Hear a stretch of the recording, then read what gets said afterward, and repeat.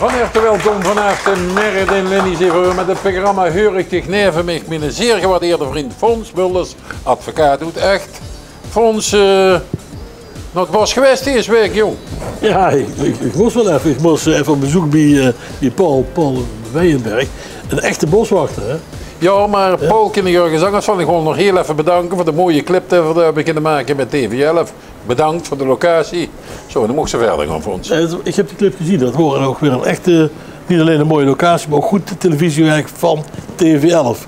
Zijn we nu klaar met de complimenten? Ja, vergeet het. Dat is verrassen. Ik vind het heel leuk. We hadden Paul eerder uitgenodigd en hij is zo actief in het leven bezig dat het ook wel eens een keer voorbij gaat. Dat is typisch, zoals het in de natuur ook gaat. Hè. De natuur, het wordt zomer, herfst, winter, weet ik wat. Er is continu wat te doen in die natuur. Niet alleen met de seizoenen, maar ook met de beestjes. En eigenlijk, Limburg zit er natuurlijk helemaal vol van de natuur. En we moeten er eigenlijk eens meer aandacht aan geven, Tom. Die TV11. Eigenlijk moeten we dus gewoon regelmatig wat uit die mooie Limburgse natuur laten zien aan de mensen. En dat ze er ook op gaan kijken. Weliswaar op de goede manier natuurlijk. Niet alles kapot maken, niet wegjatten, ombuigen, weet ik wat. Maar gewoon op een goede manier in de natuur kijken is echt leuk.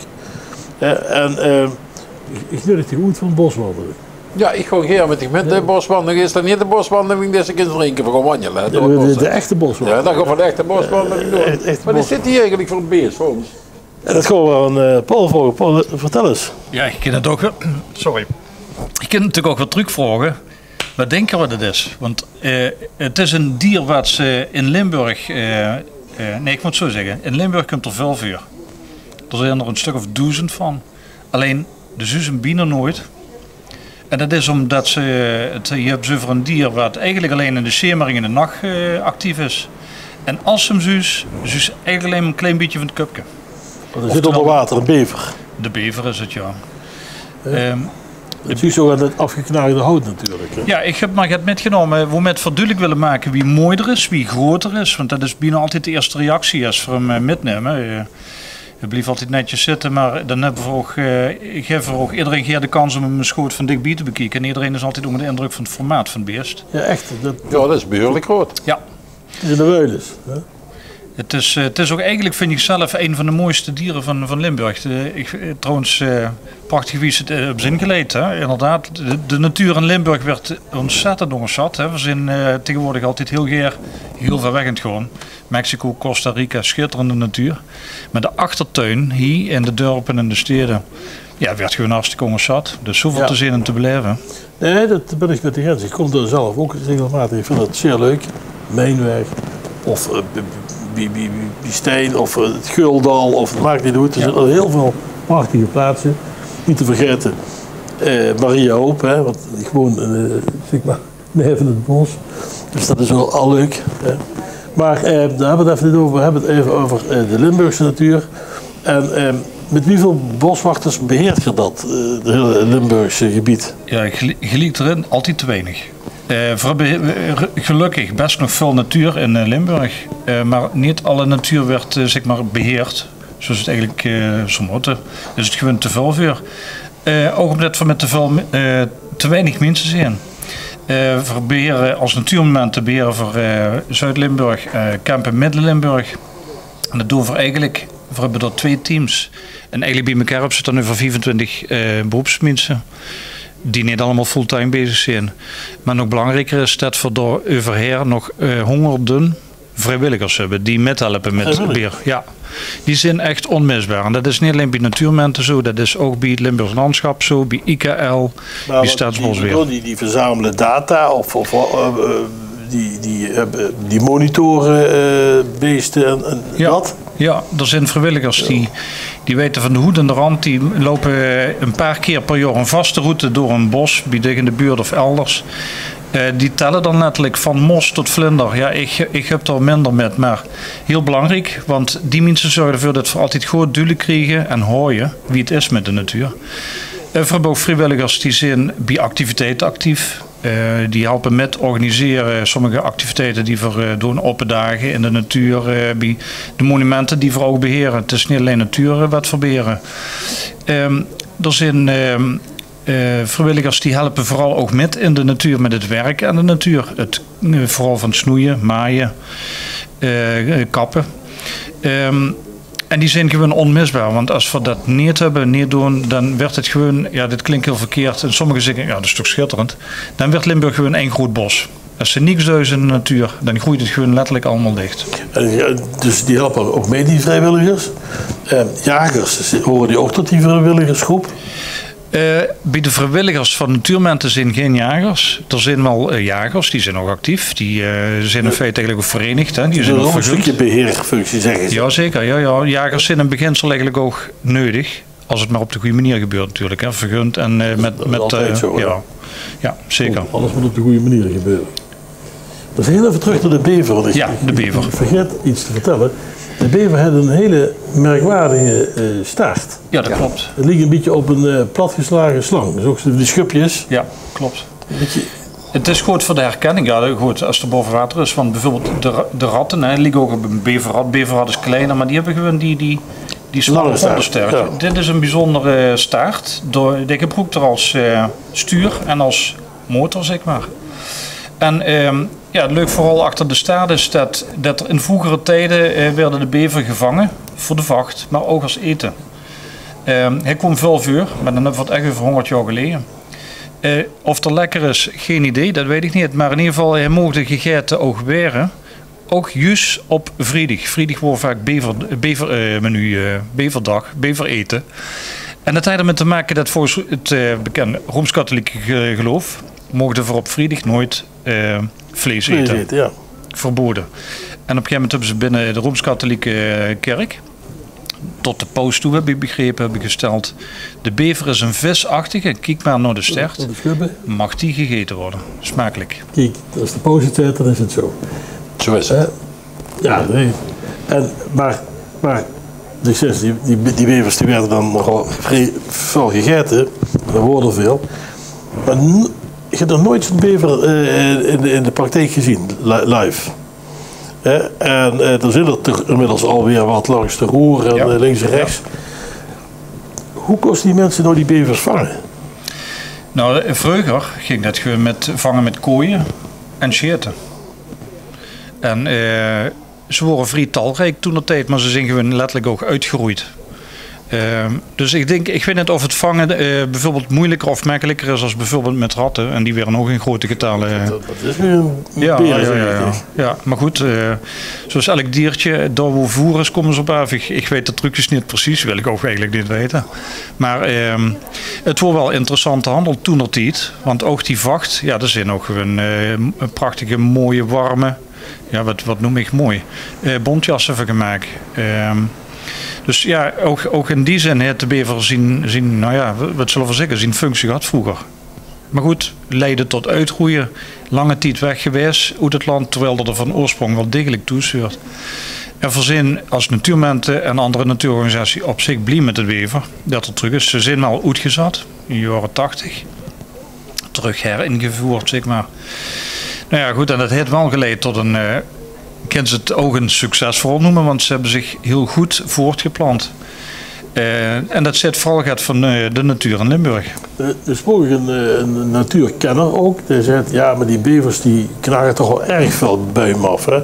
En die bomen die doen er een paar jaar over op te groeien, nog wat jaren.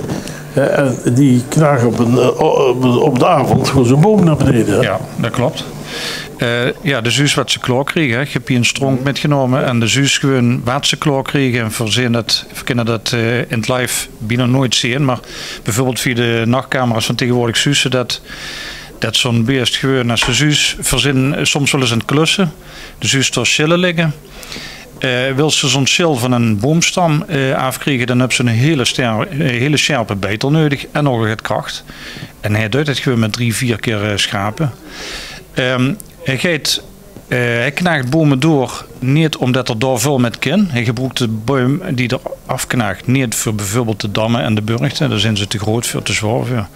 Maar hij kan dan wel aan de takken en de tweetjes werd er wel gebruikt voor burcht en als voedsel. Want het is een planteter. Er zijn nog veel mensen die zijn een beetje bang voor de bever. Dus zien het een beetje als een akelig beest. En dat is het totaal niet. Vredelievend, schuw. En alleen maar met plantaardig voedsel bezig. Ja, toch wel. En ik ben met de eens. Het gebeurt op een gegeven moment veel. We hebben in Limburg nu 1000 bevers zijn ongeveer geteld. Dat is veel en dat is eigenlijk te veel. En dat merken we gewoon allemaal doordat er op een gegeven moment dus ook steeds opnieuw nieuwe plaatsen gaat opzoeken om een burcht te bouwen om zich voor te planten. Maar er is weer een hele discussie over afschot en weer weghalen van de dieren. Eerst gaan we ze uitzetten en dan moeten ze weer... We hebben wel een vrij onbeheersbare natuur door die mensen allemaal die wonen en de hoeveelheid mensen. Hè? Ja. De druk op die natuur is natuurlijk gigantisch. Ja, dat klopt. En dat is zo. Er zijn veel bevers in een gebied waar op een gegeven moment de biotopen veel verkeerd opzien. Ze kregen per jaar 3 of 4 jongen en die blieven 1 of 2 jaar in de burcht, maar dan moeten ze er ook geboet. Gewoon dus op zoek naar een eigen plek. En dus is nu ook al dat er op een gegeven moment om biotopen gevochten werd bij bevers onderling. Dus dat is een signaal dat er te veel zijn. Maar dat is dus ook dat er door zijn veelheid op zoek naar nieuwe gebieden tot in de stad komt. En Remuin bijvoorbeeld, Hambeek is een voorbeeld, Roer, Mesnielderbeek. En dan gaat het natuurlijk ook toch zich vestigen met inderdaad ook knagerijen, waarvan niet allemaal blij met zijn. Ik weet van het Stadspark Remuin Hammerveld. En op een gegeven moment werd er een monumentale boom aangeknaagd. Ja, dat maakt zich geen vriend. Nee, dat krijg je ruzie. Dus dan krijgen we misschien binnenkort weer een neut voor een sterrenrestaurant. Dan krijgen we beverbief. Daar zijn we nog wel even vanaf. Dat zal eigenlijk denk ik ook, want dan kreeg ze ook wel reacties van mensen. We zitten natuurlijk wel in een tijd dat er heel snel gereageerd werd. Verzin ook als mensen niet meer gewend eigenlijk. Nee, dat sommige dieren het gewoon goed doen. Het is een natuurlijke vijand. Eigenlijk niet. Als je het hebt over natuurlijke vijanden, dan is de mens natuurlijk de grootste. Maar voor de rest is het eigenlijk, dan moest je wel denken aan de grotere dieren zoals de wolf. En die zit hier nu misschien weer af en toe. Af en toe, ja. Maar dat zijn eigenlijk de dieren worden vooral gaat van de duchtheid. Op misschien een otter nog. En die zijn dan misschien wel in het Limburgse, maar nog op een heel kleine schaal. Want de otter is eigenlijk een van de weinige dieren die de bever kan aanvallen. Niet als volwassen exemplaar, maar een otter kan wel onder water de burcht in. En dan kan er de jongen pakken. En dan helpt een burcht die altijd onder water moet staan. Die helpt er niet. Daarom bouwt dus een bever ook altijd die dammen. En die weet precies... Er zijn mensen die leren jaren veel watermanagement. Je duidt het eigenlijk vanuit instinct. Ja. Maar daarom bouwt er die dammen en dat waterpeil zorgt ervoor dat zijn burcht altijd onder water zit. De ingang van de burchten. We hadden een beetje over de druk op de natuur. Weer komen met elkaar in contact vanwege de plastic soep. En weer denken dan aan de zee en de oceanen. Maar dat hebben we hier ook in de wateren in Limburg. Hè? Er wordt een initiatief om die plastic soep te gaan opruimen. Hoe is dat gegaan? Nou, dan hebben ze het al over een heel hoog doel. De aanleiding was inderdaad dat voor in de molenplas bij Stevensweert. Op een gegeven moment geconstateerd, ook trouwens, ook hier weer vrijwilligers die in het gebied monitoren. Die troffen op een gegeven moment heel veel kleine plastic deeltjes aan. Dus ook snippertjes vooral. Dus we hebben natuurlijk in de Maas weten voor te beelden van hoogwater. En dan liggen er de tanks, de watertanks, de pillendeusjes, halve kano's. Maar in dit geval hij het echt over heel fijn snipperafval. De volgende keer zal ik wel het metnemen. En dat was bijzonder. Dat was nieuw, dat hebben we nog niet eerder gehad. En voor hij ook allemaal gelijk duidelijk, ja, maar dit is fout, dit is niet goed. In een molenplas die voor zijn natuurman te beheren en we voor juist hebben gezegd, er moet ook geen recreatie op komen. Wie mooi oog, kano of zo. Dit is voor de natuur. Dat is een plek waar de vogels toezeuren, de grazers het onderhouden. En nu is dat plastic afval aangespoeld. Eerst in kleinere porties, maar we hebben in de afgelopen maand een hoogwatergolf gehad. En toen logen er echt koeken vol met meters breed, maar ook echt hoog. Alleen maar van dat hele fijne plastic snipperafval. Je ziet wel, als ik met de boot over de Maas ga, het is hoog water geweest, dan zie je die uiterwaarden, die prikkeldraad wat er is, dan zie je natuurlijk wel een hele hoop plastic en zooi wat er blijft hangen. Ja. Maar wat was dat nou in die molenplas in Stevensweert? Wie komt dat daarin dan? Nou, dat is eigenlijk een klein voordeel dat dat is ook het enige voordeel. Dat het wel hier hebben over een soort vervuiling op een plaats waar wie voor de bron, van waar komt dat nu vandaan, eigenlijk relatief makkelijk moeten kunnen traceren. In tegenstelling tot de Maas, zoveel mogelijkheden van op zeehoed waar het allemaal vandaan komt. Want de molenplas werd gevoed vanuit de Oude Maas, Geleenbeek. En de Geleenbeek daar ontspringt bij Heerlen. Dus dan hebben ze het over relatief gezien een enkele stroom met een paar zijtakken en een paar mogelijkheden hoe plastic, snipperafval, eigenlijk de truc te vinden moet zijn. Dus we hebben er wel een ding van gemaakt, want dat moet ook, er zijn voor ons natuurlijk, om dat duidelijker te krijgen. Dus we hebben ook om te beginnen ook echt letterlijk aangifte gedaan. En dat biedt de mogelijkheid om het onderzoek naar de bron. Wie kan dit nu gebeuren? Waar komt het vandaan? En wem is hiervoor aansprakelijk? Aangifte doe je bij justitie. Politie, ja. En politie uit. Maar bij de politie heeft er dan verstand van hoe ze dat moeten opsporen. Gebeurt dat dan ook? Nou ja, daar zijn we wel letterlijk achteraan aan het gaan. Ook bij de politie hebben ze zoals een milieudienst. Specialisten, zeg maar, die net zoals bij dierenpolitie, hè? Dus mensen die zich daarop specialiseren. En die in feite eigenlijk letterlijk op onderzoek uitgaan. Om nou te gaan, wie komt het in de molenplas en waar komt het vandaan? Dus je hebt een goede hoop dat het ook daadwerkelijk opgespoord werd hoe dat gekomen is. Ja, dat soort grote hoeveelheden. Ja, precies. En het is ook niet zo belangrijk. Plastic zijn is moeilijker. Ja. Maar in zijn algemeenheid, Paul, is het publiek bewuster van de waarde van de natuur of minder bewust? Ja, valt te weinig. Ja, te weinig. Maar ik heb toch de indruk dat er heel veel over gepubliceerd werd. Ja. Links, rechts. Terwijl ik van de andere kant ook weet dat er heel veel mensen onbezorgd door het leven gaan. Hè. Zeker. Ze doen maar. Hè. Ja. Alles moet kunnen. De maakbare samenleving, dat soort dingen. Ja. Alles moet kunnen. We moeten het hebben zoals we het willen hebben. Ja. Ja, dus ik weet niet of dat nu verbetert. Verbetert het gedrag van de mens in de natuur? Nou, ik ben daar wel positief in gestemd.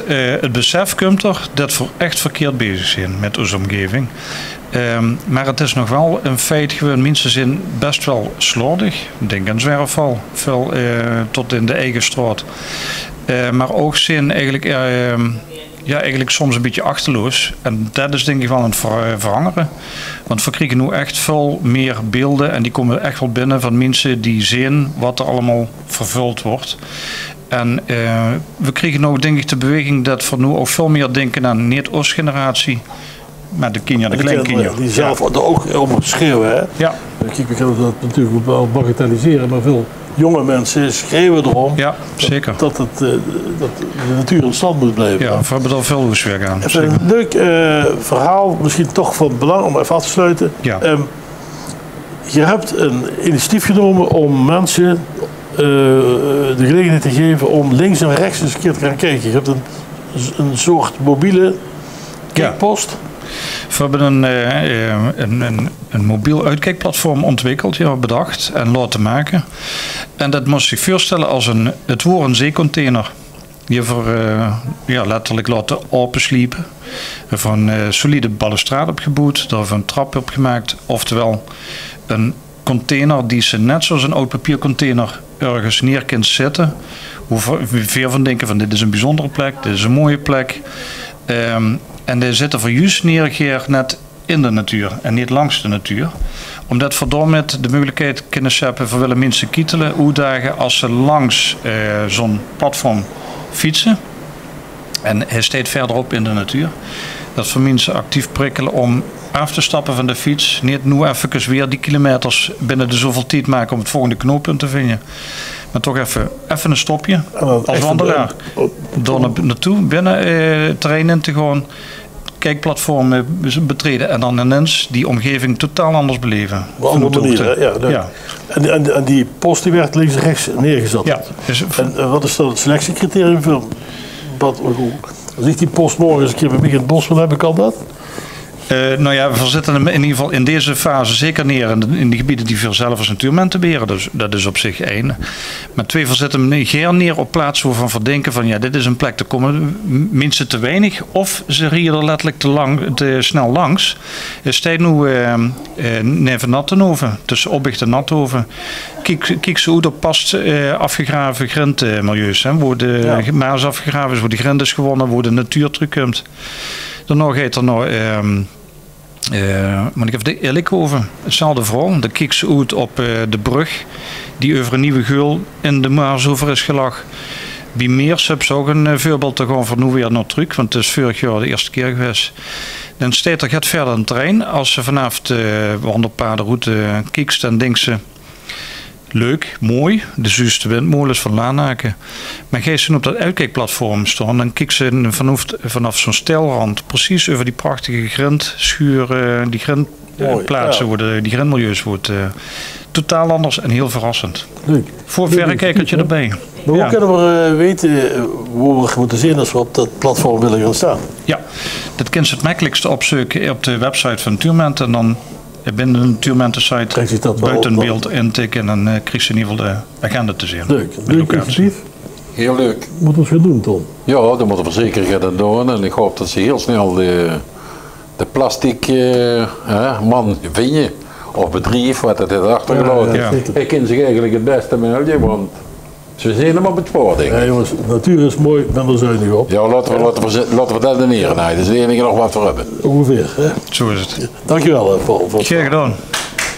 Nou, Vera, TV alle volgende hier. Ik zou zeggen, we gaan samen naar de reclame toe. En ik zou zeggen, tot de volgende week. Dan zijn we weer terug met bijzondere items. Natuurlijk. Fons? Gaan we doen.